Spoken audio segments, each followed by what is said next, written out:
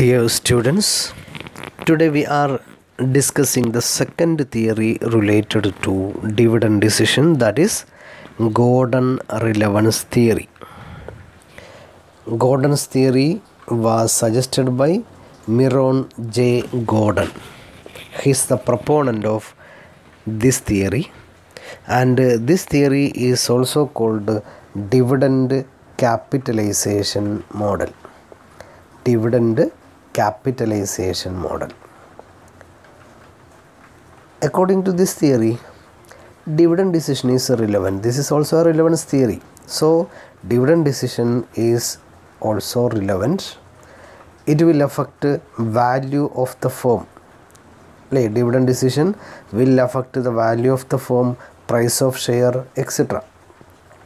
He developed the basic valuation model based on the following assumptions. ഇപ്പോൾ ഈ ഒരു basic valuation model, ഇയാളുടെ ഒരു ബേസിക് വാല്യുവേഷൻ മോഡൽ ഉണ്ട്, how to calculate price of share, ഒരു equation. That model was developed based on the following assumptions. That is following are the assumptions of Gordon relevance theory. First one, the firm is an all equity firm. Company full equity firm ആണ്. That is no other sources debt capital, only equity capital is there in the company. Second, all the financing is from internal sources, that is no external source of finance. Capital എന്ന് പറഞ്ഞു കഴിഞ്ഞാൽ ഒറ്റ സോഴ്സിലൂടെയാണ് collect ചെയ്യുക, that is internal source, that is only retained earnings. No external source of financing. ഒരു additional fund requirement ഉണ്ടെങ്കിൽ external fund ഒന്നും meet ചെയ്യുകയില്ല, internal source retained earnings മാത്രമാണ് ഉപയോഗിക്കുക. Rate of return is constant, R is constant. Then retention ratio is constant. D P ratio constant ആണ്, retention ratio constant ആണ്. And there is one more equation suggested, that is G is equal to B R. അതായത് retention ratio base ചെയ്തുകൊണ്ടാണ് growth rate calculate ചെയ്യുക. G means growth rate. Growth rate is equal to b into r. B means retention ratio അല്ലേ, retain ചെയ്യുന്ന percentage എത്രയാണോ അതാണ് retention ratio, into r into rate of return. അപ്പോൾ retention ratio into rate of return, b into r, that is b r. ഈ b ആറിലൂടെയാണ് നമ്മൾ എന്ത് calculate ചെയ്യുക, ഗ്രോത്ത് റേറ്റ് കാൽക്കുലേറ്റ് ചെയ്യുക. Then k is constant, cost of capital is constant and k is more than growth rate, k is greater than B r. Then next long life of the business. ബിസിനസ്സിന് long life ഉണ്ട്. Then next no corporate tax, corporate tax ഇല്ല. Then according to Gordon model, price of share can be calculated using the following equation. Okay, P0 is equal to, P0 means we will use two values. For example, P0, P1, D0, D1. ഇങ്ങനെ രണ്ട് രീതിയിലാണ് നമ്മൾ ഉപയോഗിക്കുക. അപ്പോൾ for example P0 means current price. P1 means price at end. After implementing a particular policy, what will be the price? That is P1. Price at end. P0 current price. Then D0. D0 means current dividend. Then D1. D1 means dividend at end. D0 current dividend means dividend already now presently paying.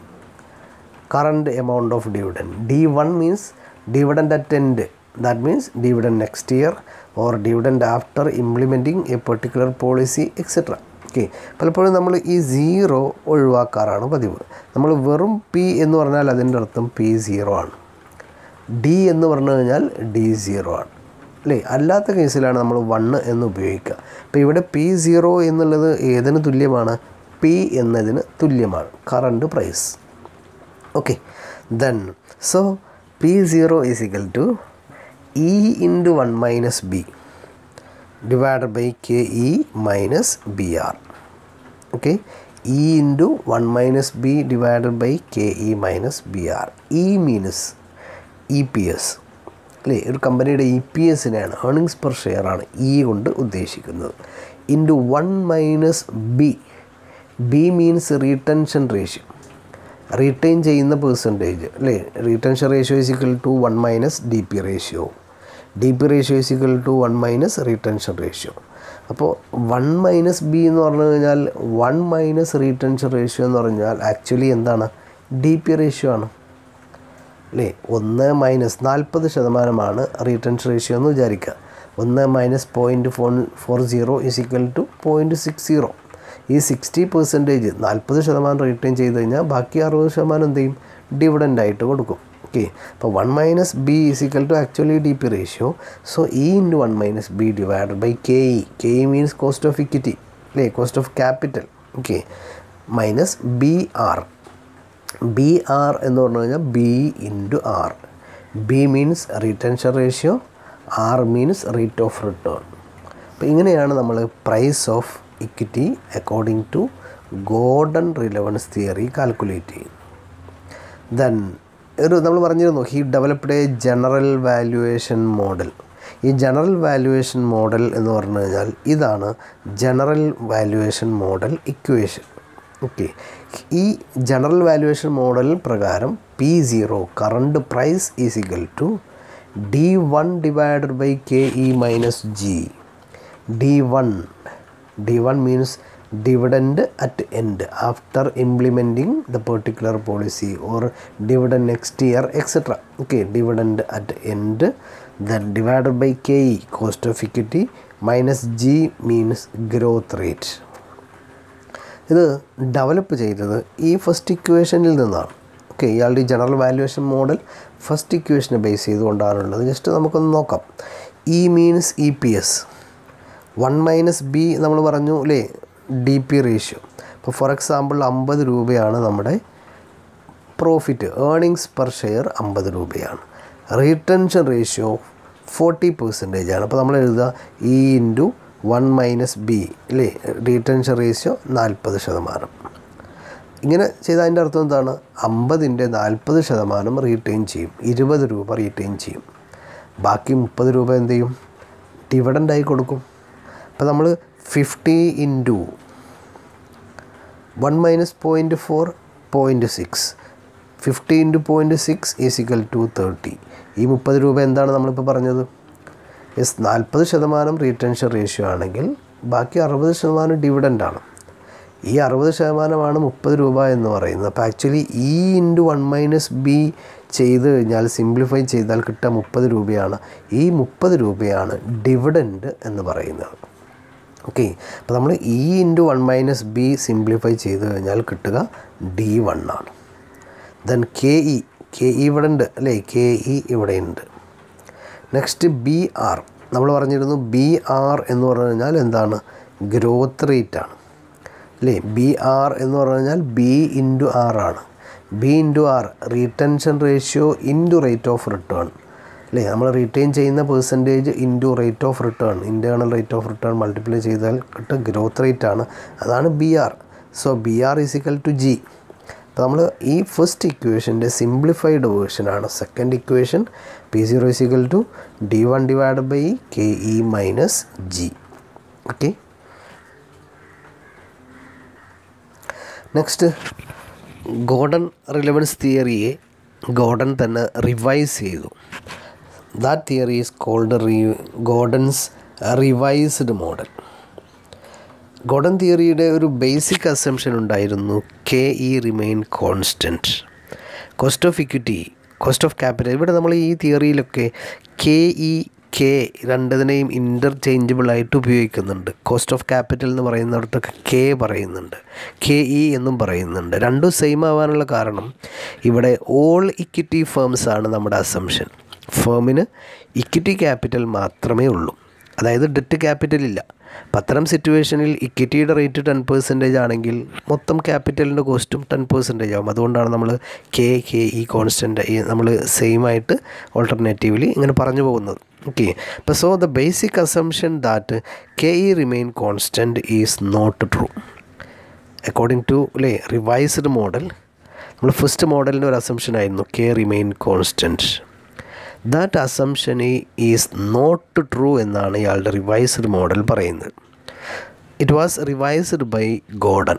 ഈ അസംഷനെ ഇയാൾ revise ചെയ്തു. That is K remain constant is not true, K will be changing. കാരണം എന്താണ്? Investors discount future dividend at a higher rate and near dividend at a lower rate. എന്താണ് ഇതുകൊണ്ട് ഉദ്ദേശിക്കുന്നത്? Investors discount future dividend at a higher rate. ഭാവിയിലാണ് dividend കിട്ടുക എങ്കിൽ അതിനെ അവർ ഹയർ റേറ്റിൽ ഡിസ്കൗണ്ട് ചെയ്യും. And near dividend at a lower rate. പെട്ടെന്ന് ഡിവിഡൻഡ് കിട്ടുകയാണെങ്കിൽ അതിന് ലോവർ റേറ്റിൽ ഡിസ്കൗണ്ട് ചെയ്യും. എന്താ ഉദ്ദേശിക്കുന്നത്? Investors will expect higher dividend at a future rate and near dividend അല്ലേ at a lower rate. Future ഡിവിഡൻഡാണ് കിട്ടുന്നതെങ്കിൽ they expect a higher rate of dividend. If they are getting near dividend, that is ഇമ്മീഡിയറ്റായി dividend കിട്ടുകയാണെങ്കിൽ കുറച്ച് കുറഞ്ഞാലും കുഴപ്പമൊന്നുമില്ല.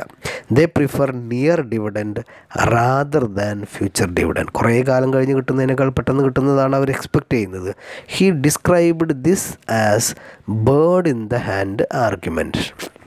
അല്ലേ, bird in the hand എന്ന് പറയുമ്പോൾ നമ്മൾ കയ്യിൽ കിട്ടിയ പക്ഷിയാണ് എപ്പോഴും പറക്കുന്ന പക്ഷിയേക്കാൾ നല്ലതെന്ന് പറയാറുണ്ട്. അപ്പം അതുപോലെ തന്നെ പെട്ടെന്ന് കിട്ടുന്ന ഡിവിഡൻഡാണ്, പെട്ടെന്ന് ക്യാഷ് കിട്ടുന്ന ഡിവിഡൻഡാണ് ഭാവിയിൽ ഒരുപാട് കാലം കഴിഞ്ഞ് ക്യാപിറ്റൽ ഗെയിനായി കിട്ടുന്ന ഡിവിഡൻഡിനേക്കാൾ നല്ലത്. ഓക്കെ, the value of rupee of dividend is greater than value of rupee of capital gain.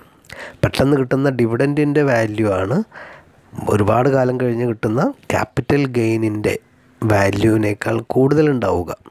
So they expect near dividend at lower rate and future dividend at higher rate. ഈ ഡിവിഡൻഡിനെയാണ് നമ്മൾ കോസ്റ്റ് ഓഫ് ക്യാപിറ്റൽ എന്ന് പറയുക, equity share ഹോൾഡേഴ്സിന് കൊടുക്കുന്ന dividend. അപ്പോൾ പെട്ടെന്ന് dividend കൊടുക്കുകയാണെങ്കിൽ K E കുറവാണ്, ഭാവിയിൽ ഡിവിഡൻഡ് കൊടുക്കുകയാണെങ്കിൽ കെ ഇ കൂടുതലാണ്. അപ്പോൾ അതുകൊണ്ട് തന്നെ K E remain constant is not true. അപ്പോൾ ഇത് പ്രകാരം കുറേ അസംഷൻസ് ഉണ്ട്. സെയിം അസംഷൻസ് തന്നെയാണ്. Firm is an all equity firm, no external source of finance, only retained earnings is used, rate of return R is constant, retention ratio is constant, G is equal to B R, cost of capital of the firm remain constant, that is K is constant, then K E greater than B R, cost of capital is greater than growth rate, then firm has an perpetual life, then corporate tax don't. These are the all assumptions we have already mentioned. Okay, implications of Gordon's valuation model. Here also he compare between R and K. If R is greater than K, price per share increases as the DP ratio decreases.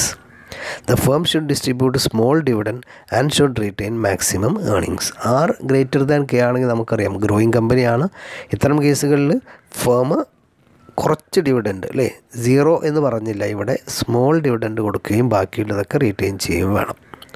If R is equal to K, price per share remain unchanged. That is, price is not affected by dividend policy. Normal ഫേമാണ്, price affect ചെയ്യില്ല. If r is less than k, price per share increases as the dividend payout ratio increases. Shareholders of declining firm gain if the firm distribute earnings. Okay, ഇത് optimum payout എന്ന് പറയുന്നത് 100% ആണ്. നമ്മളിത് Walter തിയറിയിൽ പറഞ്ഞ കാര്യങ്ങൾ തന്നെയാണ്. Okay, these are the theories related to Gordon's relevance theory. The problems will be discussed in the next video. Okay, thank you very much.